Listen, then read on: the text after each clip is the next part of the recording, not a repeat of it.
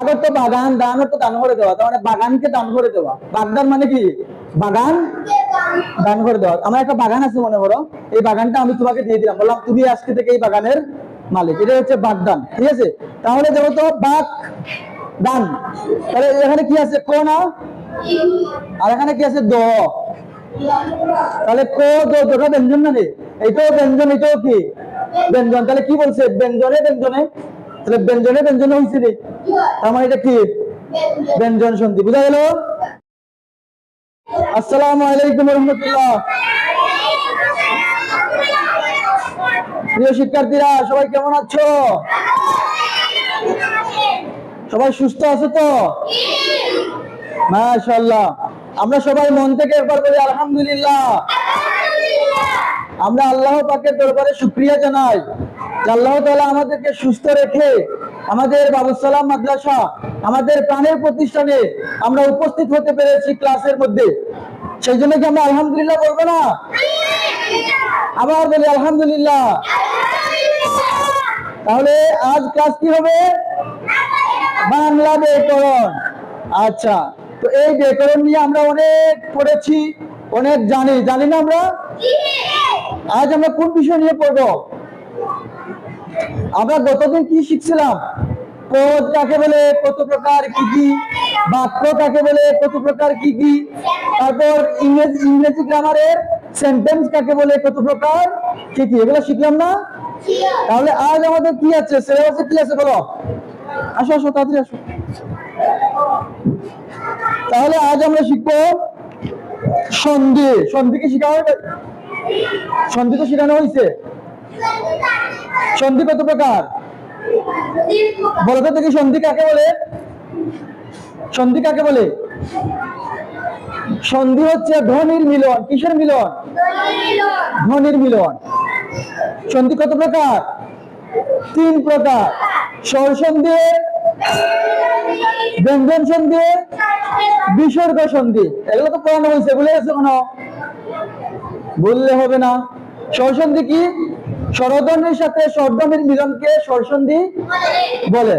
স্বরধ্বনির সাথে স্বরধ্বনির মিলনকে কি বলে? স্বর সন্ধি বলে। আর ব্যঞ্জন সন্ধি কাকে বলে? স্বরে ব্যঞ্জনে, ব্যঞ্জনে ব্যঞ্জনে, স্বরে ব্যঞ্জনে, ব্যঞ্জনে ব্যঞ্জনে অথবা ব্যঞ্জনে স্বরে মিলে যে ধ্বনি হয় তাকে কি বলে? ব্যঞ্জন সন্ধি। মনে মনে ভাবতেছো স্যার কি বলতেছেন, এলো মেলো, কিছুই বুঝে যাইতেছে না। আমরা যখন উদাহরণ দিব তখন বুঝে যাবে, তখন কি? ঠিক আছে, তাহলে সন্ধি যেহেতু তোমরা ভুলে গেছো, আমরা আর কি করবো? আবার শিখি। কি করবো? আবার শিখবো।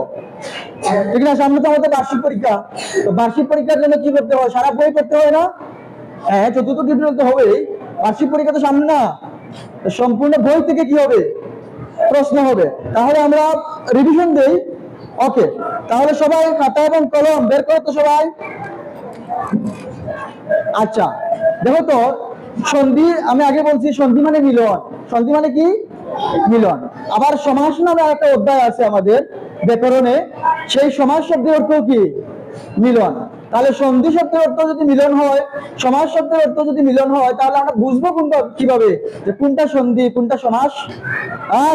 খেয়াল করে, কোনটা সন্ধি এবং কোনটা সমাস বুঝবো কি করে? সন্ধি হচ্ছে বর্ণের মিলন। কিসের মিলন? বর্ণের মিলন। আর ধ্বনি হচ্ছে, সমাস হচ্ছে পদের মিলন। কিসের মিলন? পদের মিলন। যাই হোক, তাহলে আমরা সন্ধির সংজ্ঞাটা আগে লিখে নেই। বলো, সন্ধি শব্দের অর্থ মিলন, বর্ণের সাথে বর্ণের মিলন, পাশাপাশি দুটি ধ্বনির মিলন। তাহলে বোঝা গেল? তাহলে আমরা কি বলবো? পাশাপাশি দুটি বর্ণ মিলিত হয়ে, পাশাপাশি দুটি বর্ণ মিলিত হয়ে যদি নতুন শব্দ তৈরি করে, তাহলে তাকে কি বলে? তাহলে লিখো সবাই, পাশাপাশি দুটি বর্ণের মিলনের ফলে, সবাই লিখো,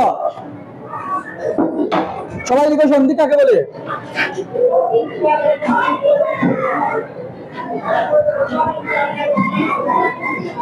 পাশাপাশি দুটি বর্ণের মিলনের ফলে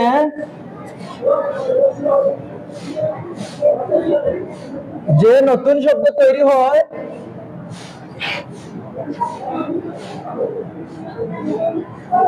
তাকে কি বলে? তাকে সন্ধি বলে। সবাই কি লিখতেছো? তাকে কি বলে? সন্ধি বলে। এখন এই সংজ্ঞা কিভাবে হলো আমি তোমাদের উদাহরণ দিয়ে বুঝিয়ে দিব। যেমন আমরা যদি লিখি বিদ্যালয়, কি লিখি? বিদ্যালয়। কিভাবে বর্ণের মিলন হয়েছে আমি একটু দেখিয়ে দিই। কি লিখলাম? বিদ্যালয়। এটাকে যদি আমরা ভাঙি সন্ধি আকারে তাহলে হবে বিদ্যা যুগ আলয়। বিদ্যা যুগ আলয়, তাহলে কি হয়ে গেল? বিদ্যালয়। তাহলে শব্দ ছিল কি? বিদ্যা। শব্দ ছিল কি? বিদ্যা। মূল শব্দটা বিদ্যা ছিল, তার সাথে আমরা কি আলয় যুক্ত করছি। আলয় শব্দের অর্থ হচ্ছে ঘর। আলয় শব্দের অর্থ কি? ঘর। সবাই মনে থাকবে? আলয় শব্দের অর্থ কি? ঘর। তাহলে সব বিদ্যা মানে কি? যে আমি তোমাদেরকে পড়াচ্ছি, কি শিখাচ্ছি? বিদ্যা শিখাচ্ছি না? বিদ্যা মানে কি? কানুন বা কায়দা, এটা আমরা শিখাচ্ছি তোমাকে। তো এই বিদ্যা শব্দের সাথে যখন আমি একটা ঘর শব্দ যুক্ত করে দিলাম, আলো যুক্ত করে দিলাম, তখন কিন্তু আর বিদ্যা বিদ্যা জায়গায় থাকে নাই, নতুন একটা শব্দ হয়ে গেছে বিদ্যালয়। বিদ্যালয় শব্দের অর্থ কি?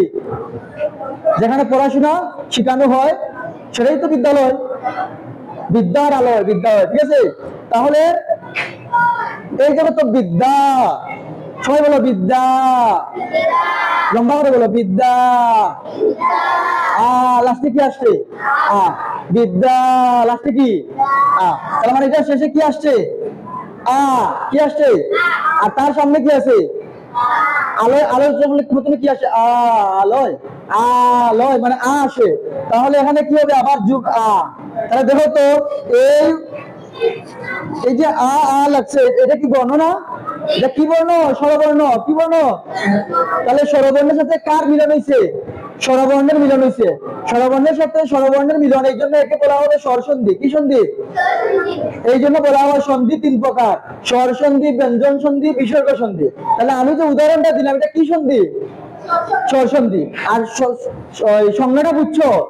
পাশাপাশি। এই যে দেখো পাশাপাশি না, এটাকে পাশাপাশি না কাছাকাছি? পাশাপাশি দুটি বর্ণ, একটা দুইটা, দুটো হইছে। সংজ্ঞা বুঝো সবাই? পাশাপাশি দুটি বর্ণ, তাহলে পাশাপাশি আছে কিনা? না দূরে আছে? এখানে একটা, এখানে একটা, এমন নি? এমন নি বা দূরে নি? এমন দূরে নি? দূরে নি, দূরে নাই। তাহলে পাশাপাশি, পাশাপাশি কি হইছে? দুইটা ধ্বনি বা দুটো বর্ণ, পাশাপাশি দুটো বর্ণের মিলন। মিলন মানে কি? প্লাস। এই যে প্লাস করছি না? প্লাস করছি। তাহলে এতটুকু পর্যন্ত বুঝছো? পাশাপাশি দুটি বর্ণের মিলন, এতটুকু বুঝছো সবাই? এই দেখো পাশাপাশি আছে না? দুইটা বর্ণ আছে না? সবাই আমার সাথে বলো, পাশাপাশি দুটি বর্ণের মিলনকে সন্ধি বলে। নতুন শব্দ তৈরি হয়েছে কিনা দেখো।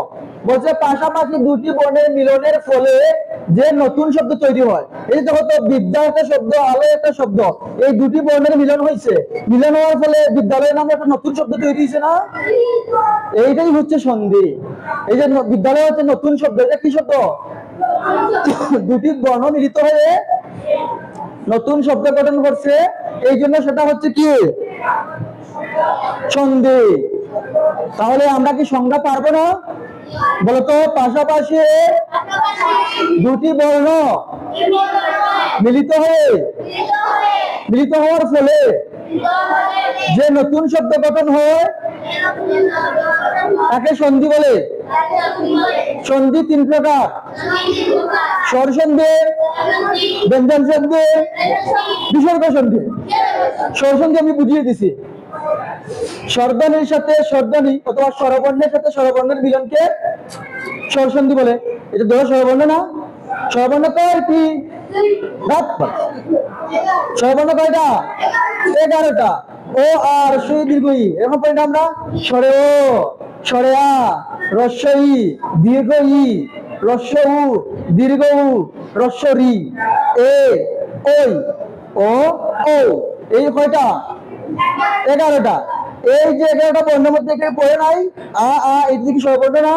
তাহলে স্বরবর্ণের সাথে স্বরবর্ণের মিলনকে স্বরসন্ধি বলে। তাহলে আমরা লিখি সন্ধি তিন প্রকার। সন্ধি কত প্রকার? তিন প্রকার। এক নম্বরে কি? স্বর সন্ধি, স্বর সন্ধি, এই যে বুঝিয়ে দিলাম বিদ্যা যুগালো বিদ্যালয়ের জন্য স্বর সন্ধি। এরপরে আসো 2 নম্বরে কি ব্যঞ্জন সন্ধি। কি সন্ধি? ব্যঞ্জন সন্ধি। 3 নম্বরে কি বিসর্গ সন্ধি। সবাই কি বুঝেছো? বিসর্গ সন্ধিটা বুঝেছো সবাই? জি, বিসর্গ সন্ধি কি পড়াইছি আমি?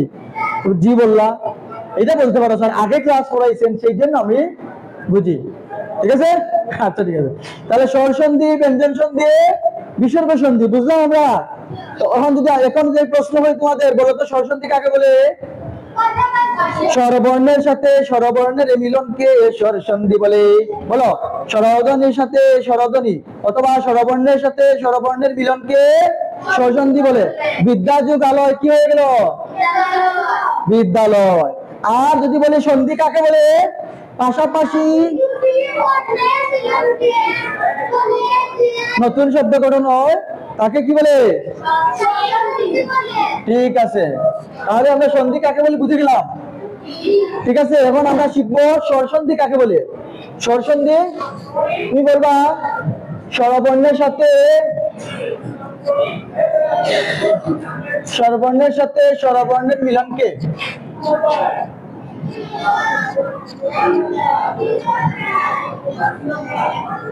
মিলনকে কি বলে? স্বর সন্ধি বলে। যেমন আমি উদাহরণ কি দিয়েছিলাম, বিদ্যাযুগ আলয়, বিদ্যাযুগ আলয়। তাহলে শব্দটা ছিল বিদ্যা, শব্দটা ছিল কি? বিদ্যা। তার সাথে আমি যুক্ত করছি কি? আলয়। এই আলয় যুক্ত করে নতুন শব্দ হয়ে গেছে বিদ্যালয়। বিদ্যা একটা শব্দ, আলয় একটা কি শব্দ। বিদ্যা দ্বারা বোঝায় কায়দা শিকা, কোনো কিছু শিকা বা নিয়ম কানুন বা কায়দা, এটা তো বিদ্যা। ঠিক আছে, আর আলয় মানে হচ্ছে ঘর। তাহলে এটা একটা শব্দ বোঝায়, এটাও তো ঘর, এটাও তো শিকার জায়গা, শিকা। তাহলে এই যে দুইটা জিনিস আমরা শিখলাম, দুইটা দিয়ে নতুন একটা শব্দ হয়েছে না বিদ্যালয়। আচ্ছা, তাহলে বিদ্যা লাস্টে কি আসে? এইখানে ধ্বনি আছে আ, আর তার সামনে ধ্বনি আছে কি? আ। তাহলে স্বরবর্ণ স্বরবর্ণ মিলে গেছে, তার মানে এটা স্বর সন্ধি। এটা কি স্বর সন্ধি? বুঝা গেল? এখন আসো ব্যঞ্জন সন্ধি। এটা কি লেখা হয়েছে? এখন আসো ব্যঞ্জন সন্ধি। এখন কি শিখবো? ব্যঞ্জন সন্ধি কিন্তু সহজ। ব্যঞ্জন এক কথা মনে রাখবা, শুধুমাত্র স্বরবর্ণ, দুইটাই স্বরবর্ণ হলে স্বর সন্ধি, আর বাকি সব ক্ষেত্রে কি সন্ধি? ব্যঞ্জন সন্ধি। আর বিসর্গ সন্ধি শেখার উপায় হলো, বিসর্গ সন্ধি বিসর্গ চিহ্ন থাকবো। কি থাকবো? এই চিহ্নটা থাকবো, তখন বুঝে যাবে এটা হচ্ছে বিসর্গ সন্ধি। এই জন্য বিসর্গ সন্ধি কঠিন না। ব্যঞ্জন সন্ধি চিনার উপায় কি? ব্যঞ্জন সন্ধি চিনার উপায় হচ্ছে, যদি দেখো স্বরবর্ণ দুইটাতেই স্বরবর্ণ তাহলে স্বর সন্ধি, আর যদি দুইটাতেই স্বরবর্ণ না হয় তাহলে মনে করবো এটা কি সন্ধি? ব্যঞ্জন সন্ধি। যেমন আমি লিখে দেই, প্রথমে লিখবা স্বরে ব্যঞ্জনে। কি লিখবা? স্বরে ব্যঞ্জনে, অথবা ব্যঞ্জনে স্বরে, ব্যঞ্জনে স্বরে, অথবা ব্যঞ্জনে ব্যঞ্জনে, অথবা কি ব্যঞ্জনে ব্যঞ্জনে। বুঝছো নি? ব্যঞ্জনে ব্যঞ্জনে কি হয়? স্বরে ব্যঞ্জনে মানে কি? এখানে স্বরবর্ণ থাকবে, এখানে ব্যঞ্জন বর্ণ থাকবো। আর ব্যঞ্জনে স্বরে মানে কি? এখানে ব্যঞ্জন বর্ণ, এখানে স্বরবর্ণ। আর ব্যঞ্জনে ব্যঞ্জনে মানে কি? এখানে ব্যঞ্জন বর্ণ, এখানেও কি বর্ণ? ব্যঞ্জন বর্ণ। তো তখন তাকে কি বলবে? ব্যঞ্জন সন্ধি। তাকে ব্যঞ্জন সন্ধি বলে। তাকে কি বলে? যে সন্ধি হয় তাকে কি বলে?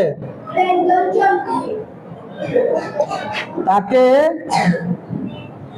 ব্যঞ্জন সন্ধি বলে। যেমন আমি উদাহরণ দেই, বয়াকারে বাক্য, বাক যোগ দান, কি হয়ে গেল? বাগদান। কি হয়ে গেল? বাগদান। আচ্ছা, এখন দেখো তো, বাঘ তো বাগান, দান তো দান করে দেওয়া, তার মানে বাগানকে দান করে দেওয়া। বাগদান মানে কি? বাগান দান করে দেওয়া। আমার একটা বাগান আছে মনে করো, এই বাগানটা আমি তোমাকে দিয়ে দিলাম, বললাম তুমি আজকে থেকে এই বাগানের মালিক। এটা হচ্ছে বাগদান। ঠিক আছে, তাহলে দেখো তো, বাক দান, তাহলে এখানে কি আছে? ক না? আর এখানে কি আছে? দ। তাহলে ক দুটো ব্যঞ্জন না রে, এটাও ব্যঞ্জন, এটাও কি ব্যঞ্জন। তাহলে কি বলছে ব্যঞ্জনে ব্যঞ্জনে, তাহলে ব্যঞ্জনে ব্যঞ্জনে হয়েছে রে, তার মানে এটা কি ব্যঞ্জন সন্ধি। বুঝা গেল? সবাই কি বুঝছো না বুঝো নাই? বুঝছো। এখন যদি আমি বলি এটা উপর মিটিয়ে দেয়, তাহলে ব্যঞ্জন সন্ধি বুঝছো। আরেকটা উদাহরণ দিয়ে দিই, তোমরা পারো কিনা? আরেকটা উদাহরণ দিব। হ্যাঁ, কথা বলছে, শেখা কথা বলতেছে। যেমন আমি লিখলাম দিক যোগ অন্ত, কি হয়ে গেল? দিগন্ত। বলতো এটা কোন সন্ধি? এটা কোন সন্ধি? আগে ভাঙো। দিগন্তকে বাংলা দাঁড়ায় দিক যোগ অন্ত। কিভাবে ভাঙতে হয় আমি পরে শিখাবো, তোমরা একটা ক্লাস 3 তে পড়ো। এত বিস্তারিত তোমাদের শেখার প্রয়োজন মাথায় যাবে না, মাথায় ঢুকবে না। আস্তে আস্তে যখন 6-7 এ উঠবা, হ্যাঁ, তখন কিন্তু তোমার ভেঙে ভেঙে আমি শিখাবো কিভাবে এই বইয়ের জায়গায় ক আসলো, কেন আসলো, এগুলো পরে বোঝানো হবে।